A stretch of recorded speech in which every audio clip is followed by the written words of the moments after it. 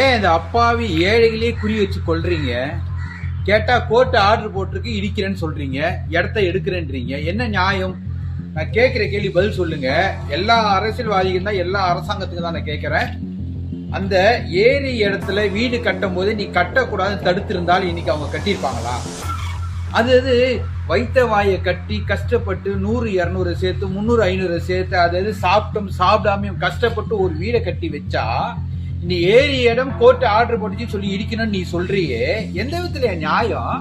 நான் கேட்கறது, அந்த இடத்துல வீடை கட்டும் போதே நீ கரண்ட் கொடுக்காம இருந்தா அவங்க வீடை கட்டியிருப்பாங்களா? வரி போடாம இருந்தா அவங்க வீடை கட்டியிருப்பாங்களா?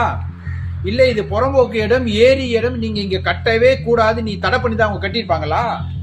இன்னைக்கு எல்லாரும் வீடை கட்டி லட்சம் கணக்கில் செலவு பண்ணி வீடை கட்டி அது மேல கடனை வாங்கி அவங்க சாப்பிடாம கஷ்டப்பட்டு கட்டின வீட்டெல்லாம் நீ சாதாரணமா போய் ஒரு புல்டோசர் இடிச்சிட்டு வரீங்களே, நியாயம் இருக்கா?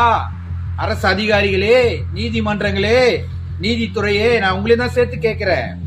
ஒருத்தன் பெட்டிஷன் போடுறான், ஏரி இடங்கள்ல இடத்த கட்டிட்டாங்கன்னு சொல்லி. அப்ப நீங்க என்ன செய்யணும்? நீதித்துறை எந்த காலத்துல அந்த வீடெல்லாம் கட்டினாங்களோ, எந்த அரசு அதிகாரி அதுக்கு வரி போட்டானோ, எந்த அரசு அதிகாரி அதுக்கு இவி லைன் கொடுத்தானோ, எந்த அரசு அதிகாரி அதுக்கு பட்டா கொடுத்தானோ, எந்த அரசு அதிகாரி வாட்டர் வரி போட்டானோ, எந்த அரசு அதிகாரி ஓட்டு ஐடி கொடுத்தானோ, எந்த அரசு அதிகாரி இது ஆதார் கார்டு கொடுத்தானோ, இவனை எல்லாம் நீங்க புடிச்சு அவனுக்கு வச்சிருக்க சொத்தெல்லாம் வசூல் பண்ணி ஏழை மக்கள் இவங்களுக்கு கொடுத்து அதுக்கப்புறம் அவங்க வீட்டை இடிங்க.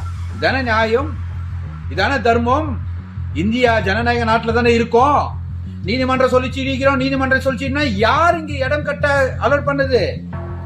ஒரு அரசியல்வாதியும் தான் ஓட்டு வாங்கணுன்றதுக்காக அந்த மக்களை அப்படியே இன்க்ரீஸ் பண்ணி அது கஷ்டப்பட்டு வீடை கட்டி முடிச்ச அப்புறம் இடிக்கிறன்ற போர்ல அங்கங்க வீட்டை எடுத்துட்டு என்ன சார் பண்ண முடியும்?